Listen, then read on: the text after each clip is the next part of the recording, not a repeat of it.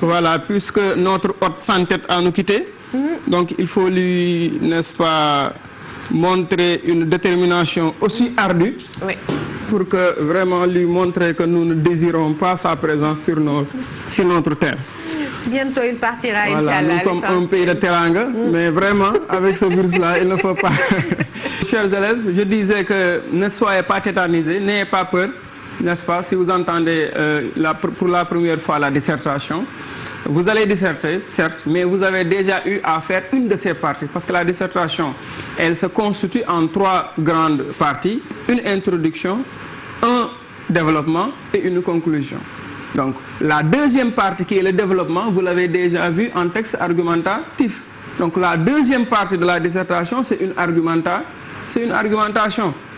Hein, c'est une production de texte de type argumentatif. Donc, qu'est-ce qui est nouveau selon eux pour vous? Ce sera l'introduction et la conclusion. Et on va tout à l'heure essayer, n'est-ce pas, de voir tout cela. Donc, c'est quoi d'abord la dissertation? Dissertation, donc, rapidement.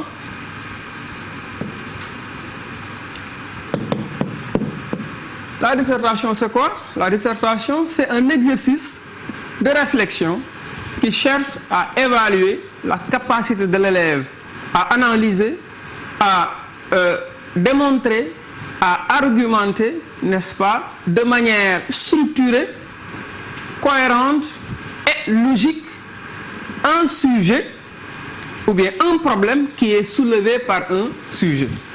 Donc, c'est aussi simple. Donc, c'est un exercice de réflexion, n'est-ce pas, qui cherche à évaluer la capacité de l'élève à argumenter, à démontrer et à, n'est-ce pas, analyser un sujet, n'est-ce pas, qui soulève toujours un problème. Donc, chaque sujet soulève un problème et on vous demande de résoudre ce problème-là à l'aide d'une argumentation. Donc, c'est ça. Maintenant, le deuxième point, c'est quoi? Le sujet lui-même. Parce que la dissertation, elle porte sur un sujet. Et c'est quoi le sujet? Le sujet, donc, ça peut être un propos, une affirmation, un jugement, ou bien un point de vue, n'est-ce pas? Un point de vue, et qui est souvent constitué en 2 parties. Donc, la première partie, c'est quoi? C'est le propos, ou bien c'est l'opinion, ou bien encore, c'est, n'est-ce pas, ce que l'on dit, l'affirmation. Et la deuxième partie est constituée par la consigne. C'est ça le sujet. Maintenant, si vous avez un sujet de dissertation, on vous demande de le traiter. Donc, il ne s'agit pas d'emblée d'aller commencer à écrire ou bien à rédiger. Non. Donc, il y a des préalables. Il y a un travail préalable à faire. Ce travail préalable consiste à quoi? Consiste à analyser le sujet. Il faut bien analyser le sujet, n'est-ce pas? Il faut étudier le sujet. Donc,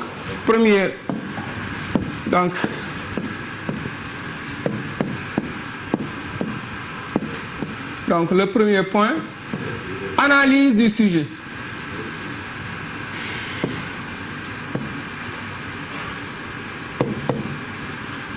Ou bien étude du sujet. Donc, pour traiter un sujet, chers élèves, il faut d'abord comprendre le sujet. Hein? Maintenant, pour comprendre le sujet, qu'est-ce qu'il faut? Oui, Jean?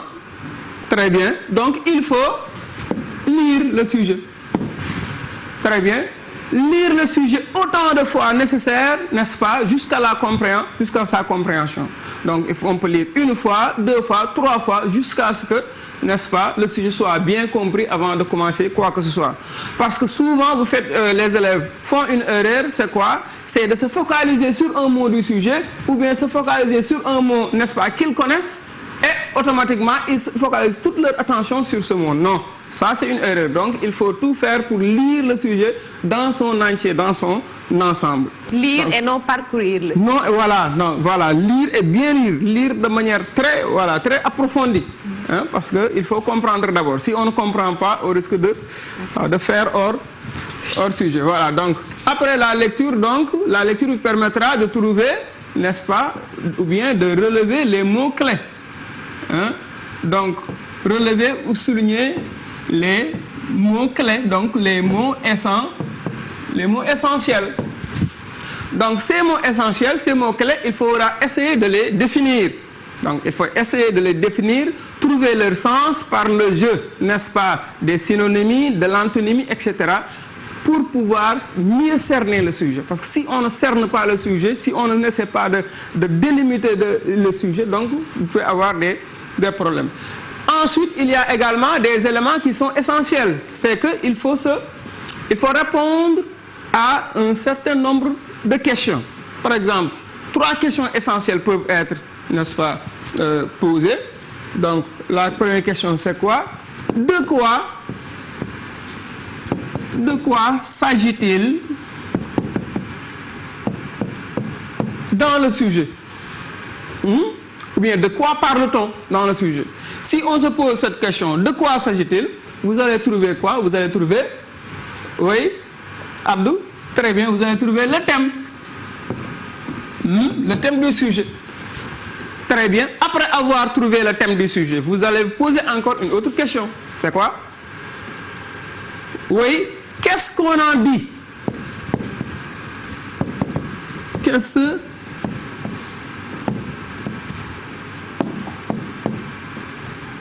Excusez-moi. Qu'est-ce qu'on en dit?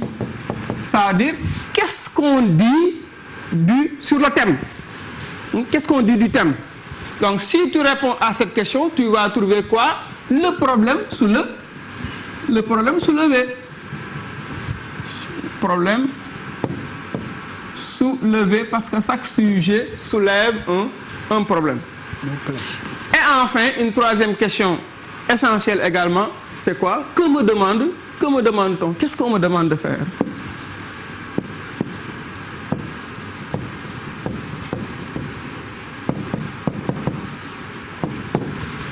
Voilà, donc,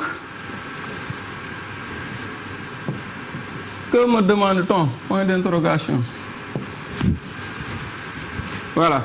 Donc, si on répond à cette question, là, on est dans le cadre de la consigne. Hein? On vous a proposé un sujet, on vous demande, n'est-ce pas, de faire ce travail-là. Et ce travail-là, qu'est-ce qui précise ce qu'on attend de vous? C'est la consigne. Tantôt, lorsqu'on a parlé du sujet, on a dit qu'il se compose du propos et de la consigne. La consigne, c'est qu'est-ce qu'on attend de l'élève. Voilà, donc, ce travail-là, chers élèves, il est essentiel. L'agriculteur, avant de semer, n'est-ce pas, dans son champ, il prépare son champ pour avoir une meilleure visibilité, mais aussi pour qu'il n'y ait pas d'obstacles qui pourraient empêcher, n'est-ce pas, les plantes de bien pousser. Vous également, pour pouvoir avoir une belle compréhension du sujet, pour pouvoir avoir une idée beaucoup plus claire, il faudra donc passer par l'analyse du sujet. Donc, une fois que le sujet compris, maintenant, on peut essayer de passer à une étape suivante. Voilà. Donc, ici, on peut parler, par exemple, du traitement du sujet. Qu'est-ce que nous avions dit tantôt? Nous avions dit que la dissertation comprend combien de parties? Oui, Aïssatou? Très bien, 3. Lesquelles?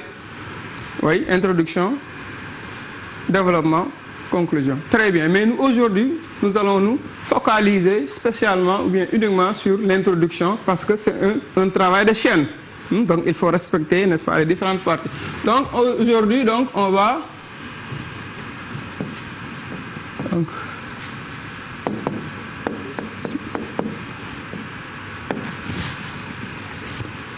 introduction.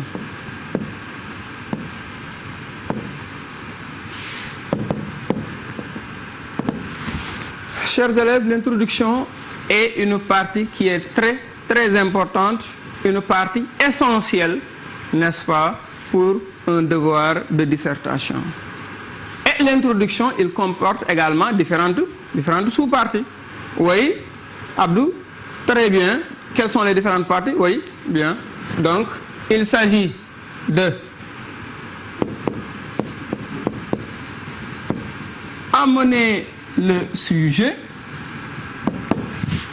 Oui. Poser le sujet.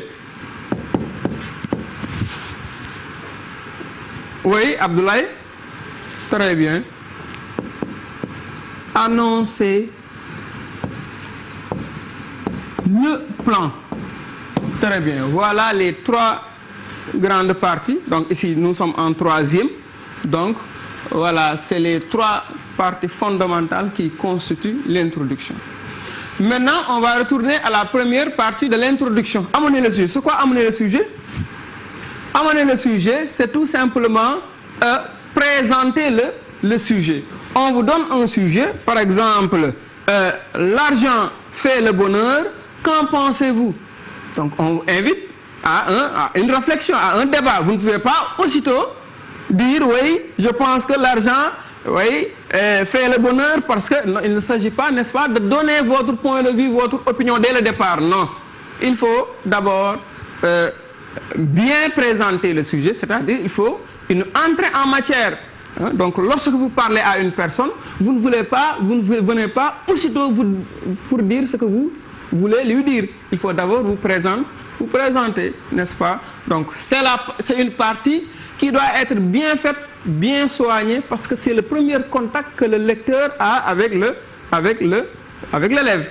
Donc elle doit séduire, elle doit être captivante, cette partie. Donc comment peut-on amener le sujet? De plusieurs manières. Oui, on peut amener le sujet par un constat général, ou bien à travers l'actualité. Par exemple, l'actualité actuellement, c'est quoi? C'est la pandémie qui refuse de nous quitter. Le coronavirus. Par exemple, un sujet, par exemple, peut nous dire, depuis quelque temps, on note une augmentation des cas de contamination liés au Covid-19 au Sénégal. Je vous dis, par exemple, après avoir expliqué les causes et les conséquences qui en découlent, vous allez proposer des solutions. Pour un sujet, par exemple, comme ça, hein? Donc il ne s'agit pas de venir automatiquement pour parler dans le fond du sujet. Donc ici, il faut d'abord s'arrêter et présenter le sujet. Et à travers le constat général, on peut dire le coronavirus est une pandémie qui aujourd'hui est dans toutes les langues. Ou bien le coronavirus, n'est-ce pas, occupe l'actualité et, n'est-ce pas, défraie les chroniques, etc., etc. Donc on peut passer par l'actualité pour essayer n'est-ce pas, d'amener le sujet. Bien, on peut également amener le sujet, n'est-ce pas, en faisant une petite réflexion historique. Pour toujours ce même sujet, on peut dire hier comme aujourd'hui, ou bien autrefois comme aujourd'hui, n'est-ce pas, les pandémies, n'est-ce pas, ont toujours été des sources de préoccupation pour les sociétés. Mais celle-ci, n'est-ce pas, est beaucoup plus, etc., etc. Donc là, on est en train de amener le sujet par une approche historique. Ou bien même par une définition du thème. Hein? Le thème ici, c'est quoi? C'est la maladie du Covid-19. Donc, on peut le définir, c'est quoi une pandémie? Donc, une pandémie, c'est une maladie, n'est-ce pas, qui a eu à faire, n'est-ce pas, qui a touché, n'est-ce pas, la planète. Donc, tous les pays, par exemple, ont été touchés pratiquement par cette pandémie. Donc, de manière approche historique, ou bien par définition du thème, etc. Ensuite, la deuxième sous-partie de l'introduction, c'est poser le problème. Dans cette partie, en troisième, donc, ce n'est pas très compliqué. Il s'agit tout simplement de reprendre le sujet tel qu'il a été donné. Si c'est un sujet court, bien sûr. Si le sujet est court, il faut le reprendre. On peut le reprendre avec des expressions, par exemple, qui introduisent. Par exemple, on peut dire, c'est dans cet ordre d'idées. Par exemple, c'est dans ce sillage, hein, c'est dans cette perspective, n'est-ce pas, que le sujet dit, j'ouvre les guillemets, et je cite, n'est-ce pas, textuellement le sujet. C'est clair? Voilà. Maintenant, si c'est un sujet qui est long, on peut le reformuler. Reformuler, qu'est-ce que cela veut dire? Reformuler, cela veut dire que, donc, il faut tourner le sujet, hein, Donc, parler du sujet d'une autre manière, mais de faire de sorte de ne pas, n'est-ce pas, changer le sens initial.